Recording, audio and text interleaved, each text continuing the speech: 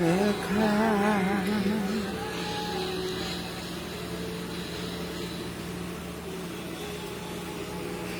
to my blessing story.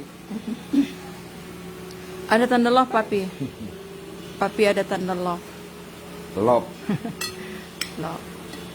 Love itu Time artinya to eat. Time kasih to sayang. eat. Ya, Yes. eat peace. No peace. What ini? Daging. Ini halal ya. Kalau Yes. halal dia bilangnya clean food. Kalau nggak halal dia unclean food. Okay? You study English again? Yes. I like What do you like? Oke, sekarang this shop.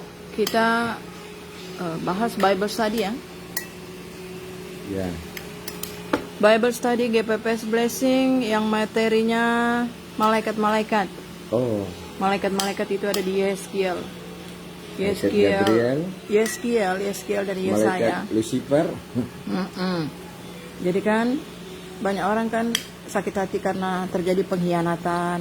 Ya. Pengkhianatan, perselingkuhan itu kan roh Ya. pengkhianatan dan perselingkuhan. Contohnya hamba Tuhan dikhianati. Kalau hamba Tuhan dikhianati itu bukan untuk hamba Tuhan membenci kepada pengkhianat, karena Yesus kan dikhianati oleh Yudas. Gak ada angin, gak ada apa, gak ada salah aja. Yesus tuh dikhianati oleh si Yudas. Ya, betul. Yudas ini kan udah murid. Ya. Murid kan berarti dia udah kelas pendeta. Sudah dipanggil menjadi murid ya. Jadi itu memang proses yang harus dialami oleh setiap hamba-hamba Tuhan, Amen. bapak-bapak gembala. Bukan untuk kepahitan, untuk proses supaya Ya. bagaimana sih Yesus itu dikhianati kan? Yes. Jadi kan roh pengkhianat. Yes. Dan dia kan udah bisa usir setan kan? Yes. Waktu dia bisa ngusir-ngusir setan kan? Waktu dia menyesal ketika Yesus dihukum mati kan, dia menyesal di dadanya kan, dia menyesal. Ya. Dia nggak bisa kontrol itu. Dia nggak bisa kontrol, bahkan roh-roh yang mengintimidasi dia nggak bisa dia lawan. Ya. Dan roh itu yang menyerang dia sehingga dia depresi dan dia bunuh diri. Nah, dia bunuh diri sendiri, dia menghukum dirinya sendiri gitu loh. Dia nggak bisa lagi berdamai karena dia udah tahu firman. Oh. Ya, dia itu udah tahu. resikonya Ya, ya. dia udah tahu firman. Makanya Ibrani 10 itu kan bilang kalau kita udah digembalakan dan kita udah mendapatkan pengajaran firman Tuhan, apalagi pengajaran Blessing Church itu ya. Pengajaran Blessing Church itu kan tentang kekudusan, ketaatan, itu kan warisan dari pendeta Isaac Leo ya, selalu kan mengajarkan tentang kekudusan. Ya. Dan surga neraka, hukuman kekal, malaikat-malaikat itu. Jadi kalau kita udah dapatkan pengetahuan itu, ketika kita mengkhianat Tuhan, firman-Nya, gerejanya, nggak ada lagi pengampunan, nggak ada lagi korban untuk bertobat, tidak ada lagi, melainkan kematian yang mengerikan. Nah, jadi kita harus tahu kalau memang ikut Yesusnya. Makanya sebelum mengambil keputusan untuk berbuat baik ataupun berkhianat, untuk taat dan tidak, kita harus tahu dulu surga neraka itu seperti apa. Lukas 16 itu baca berulang-ulang. Lukas 16, orang kaya yang dia dibakar dalam nyala api itu baca berulang-ulang. Baru kita bisa mengambil keputusan gitu. Anunya. Lain kalau dia yang di sebelah kanan Tuhan Yesus kan dia nggak pernah tahu firman. Jadi kalau ada rumah tangga yang, contohnya kalau dia perselingkuhan rumah tangga istri itu kan, itu roh perselingkuhan, itu masih bisa berdamai. Ya ketika nanti dia di inner healing, dia minta ampun gitu kan, berdamai kan, itu kan bisa minta ampun kepada Tuhan. Yes. Karena dia kan contohnya yang dia selingkuhi kan istrinya atau suaminya itu berdamai. Tapi kan kalau suaminya juga tidak mau bertobat, tetap memilih pelakor, ya tetap harus mengampuni. Kalau nggak bisa masuk surga. Merelakan. Nggak mudah itu. Nggak mudah. Daripada kita sakit hati, akhirnya masuk neraka. Daripada kita ingat-ingat, nanti kita jadi sakit-sakitan. Sedangkan anak-anak kita membutuhkan kita. Ya, jadi level-level pengkhianatan itu kan ada macam-macam. Ada level mengkhianat A, B, C, D. Tapi kalau yang mengkhianat Yesus, mengkhianat firman itu kan dia nggak diampuni lagi gitu loh. Kan Tuhan Yesus kan nggak marah, ya kan? Oke, apakah Tuhan Yesus marah sama si Yudas pengkhianat? Ini dia pengkhianat kepada bapak gembalanya loh. Apakah bapak gembalanya Yesus marah, gurunya marah? Tidak kan? Tidak. Jadi, tetapi kan roh bunuh diri itu yang menyiksa dia. masuk dan menyerang dia, kan dia nggak bisa. Itulah dosa ya. Ya, dia nggak bisa kontrol lagi. Dia nggak bisa kontrol. Padahal dia sebelumnya dia bisa ngusir setan kan. Ya, jadi kita hati-hati kalau mau berbuat salah. Ya. Apalagi kita yang udah tahu firman. Lain dia kalau dia penjahat dia nggak tahu firman. Kalau ada problem berdoa. Iya. Ya, minta Roh Kudus sucikan pikiran hati kita, jangan emosi meledak-ledak. Akhirnya dosa. Kalau kita tidak taat, kita berdoa supaya kita taat. Kalau nggak bisa, berarti ada roh yang menunggangi. Ya. Nah, itu lain kalau roh tidak taat ya. Jadi kalau kita udah tahu firman itu nggak ada pengampunan, makanya kita disuruh bertobat, percaya Yesus. Begitu. Banyak juga orang bertanya bagaimana supaya rumah tangganya bahagia, suami istri. Bahagia itu bisa aja, tapi mau nggak bayar harga. Ya. Sejak awal percaya Yesus itu melayani bersama-sama seluruh hidup dan uang-uang semuanya. Apakah ibu bahagia rumah tangganya? Hanya Tuhan yang tahu. Baik. Doh, kasihlah statement sedikit rahasia kebahagiaan. Ini sudah lama mau kutinggalkan. Tapi karena kasih karunia atau karena cintanya meledak-meledak? Karena kasih Bapa gitu loh, kasih Bapa. Ya. Karena pernah nggak bertengkar? Pernah lah bertengkar dulu ya. Ya. Waktu baru nikah itu bertengkar juga, tapi setelah saya dijamah Roh Kudus lahir baru itu saya nggak bisa bertengkar lagi. Jadi saya saya sudah peace di dalam. Jadi waktu dijamah Roh Kudus kan bahagia kan, nangis minta ampun dosa, merasakan kasih Bapa. Ya. Jadi saya udah rasa peace di dalam, kasih Bapa di dalam. Jadi saya nggak perlu marah sama siapa. Jadi saya mengerti kalau papi lagi marah, setannya lagi ngamuk, lari kabur. Artinya perjalanan pernikahan itu memahami karakter suami, begitu ya Bu ya? Itu karena pertolongan Roh Kudus. Jadi, jadi saya hanya bilang itu pertolongan Roh Kudus. Jadi saya udah nggak ada enggar-enggar. Ya sakit hati mungkin ada kan. Jadi berarti tipnya para ibu-ibu mintalah zaman Roh Kudus, iya, zaman kasih Tuhan, kasih Yesus itu. Jadi bisa sabar menghadapi karakter suami seperti apapun. Tapi kalau dia model jatuh, selingkuh, dia berkhianat itu susah ya. Itu harus bayar harga lebih mahal lagi. Mengampuni, mengasihi itu biasanya dibawa sampai mati, makanya harus bayar harga. Itu aja 1 Korintus 13 itu terus sampai bisa betul-betul mengasihi dan mengampuni. Lazarus kan dia sakit, tidak ada yang nolong seorang pun. Kenapa dia bisa masuk surga? Dia tetap punya kasih, dia nggak marah, dia tetap punya iman pengharapan kepada Tuhan. Jadi ada level-level dosa ya, begitu loh ya. Jadi kalau ini peringatan untuk kita anak-anak Tuhan, apalagi pelayan Tuhan, kalau sudah melayani di gereja, ada 3 batu. 3 batu. Batu penjuru. Batu apa lagi, satu lagi? Batu sandungan, batu Sion. Batu Sion.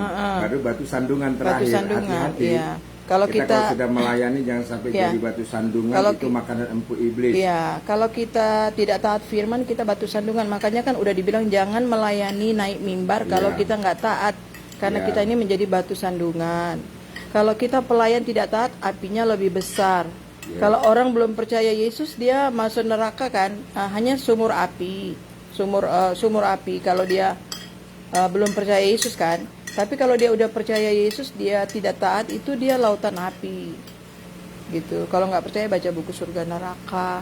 Terus kita ingat doa-doa Bapak rohani kita dan Bapak P kan, kalau doa kami tolak roh perzinahan, roh pelakor, orang ketiga itu doa. Roh pengkhianat. Roh pengkhianat gitu. Udah juga doa. Jadi iya.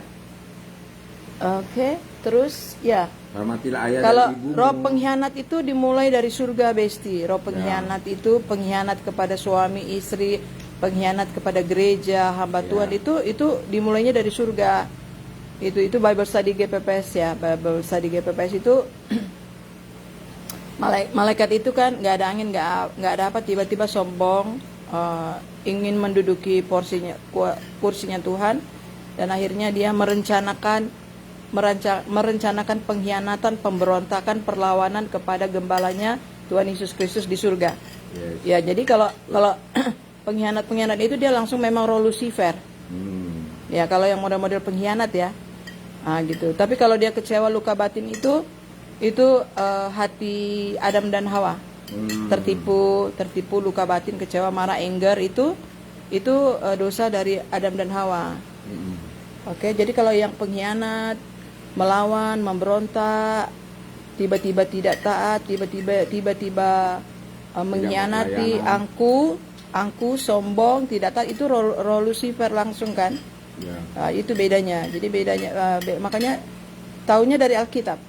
Makanya di dalam kita mengiring Tuhan, melayani Tuhan tuh sembahlah Yesus yang asli, jangan yang palsu. Kalau saudara menyembah Yesus yang asli, pasti saudara nggak ada memberikan celah kecewa, marah, meninggalkan gembala maupun gereja. Tapi kalau saudara selama ini menyembah yang palsu, saudara gampang ditipunya. Nanti ditipunya kecewa, marah, iri, dengki, sombong. Kalau Yesus asli itu dia pasti taat. Kalau Yesus palsu dia nggak taat. Ya itu bedanya. Tapi kalau khotbah, melayani mimbar, WL, singar, pelayan Tuhan itu bisa. Tapi dia nggak bisa taat karena Yosua itu taat. Timotius, Titus, Filemon itu taat. Elisa itu taat. Itu dia kalau ada roh yang asli gitu. Yang ada. Oke. Time to eat. Jadi yang kita makan adalah makanan jasmani dan makanan rohani. Kalau kita dengar khotbah kita tersinggung, berarti ada setan tersinggung. Jadi usir sendiri setan tersinggung. Kalau kita ada marah, benci, bete, itu ada setan marah, anger, benci, melawan, itu usir sendiri setannya. Oke, caranya ya tunduk kepada Allah. Lawanlah iblis. Jadi jangan lawan firman, jangan lawan hamba Tuhan. Jangan lawan orang karena roh. Lawan Yesus ya. Iya, gitu. Karena itu dia tempatnya yang mungkin triliunan kali lebih panas. Makanya Tuhan Yesus bilang kan, lebih baik engkau tidak pernah mengenal aku daripada engkau mengenal aku, engkau mengkhianati aku. Lebih baik engkau tak dilahirkan di muka bumi. Iya, lebih baik tidak pernah lahir di muka bumi. Kalau kita udah tahu firman, kita nggak taat firman. Dan itu kutuk keturunan sampai 1, 2, 3, 4. Kasihan anak-anak kita nanti cucu kita.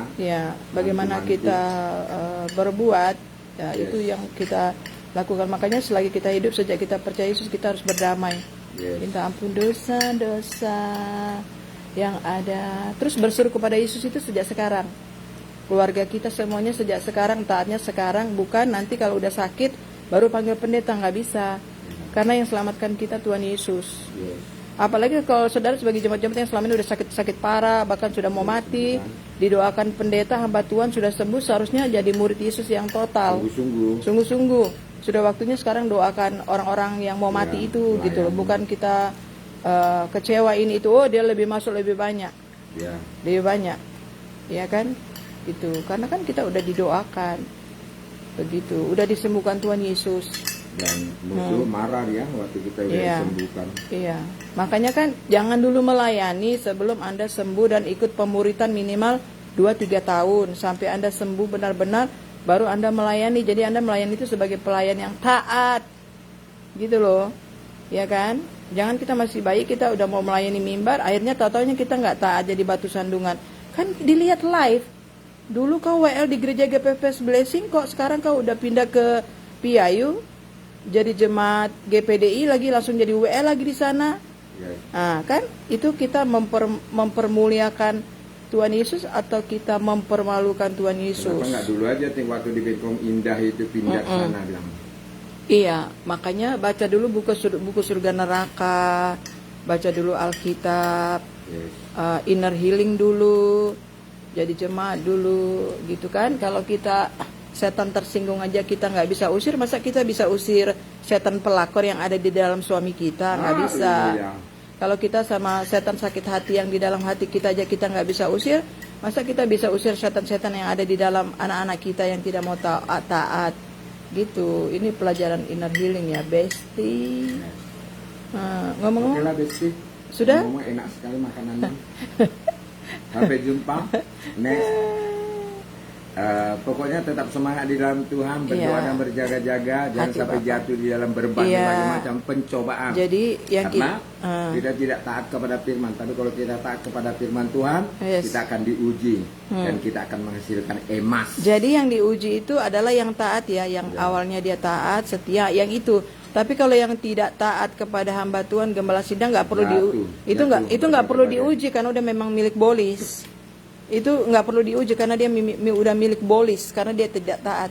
Yang diuji itu yang baik, yang taat, sampai sekarang masih intim dengan Tuhan, masih taat kepada firman, masih cinta Tuhan, cinta ibadah, menaati Bapak Gembala sidang, Bapak rohani, masih jadi anak-anak rohani yang baik. Itu nanti yang diuji, dites, digodain. Yang enggak perlu. Kalau milik bolis nggak perlu. Bakar ya Kak, martabak. Selamat. Oke, bye-bye. Mohon maaf kalau ada kata-kata yang menyinggung. Ya, Boleh disimpan di dalam hati. setan tersinggungnya diusir. Kalau ada marah, setan marahnya diusir. Tapi harus tunduk dulu kepada Allah dan lawanlah iblis. Yes. We love you. Kita akan sambung lagi di episode berikutnya, Besti. God bless you.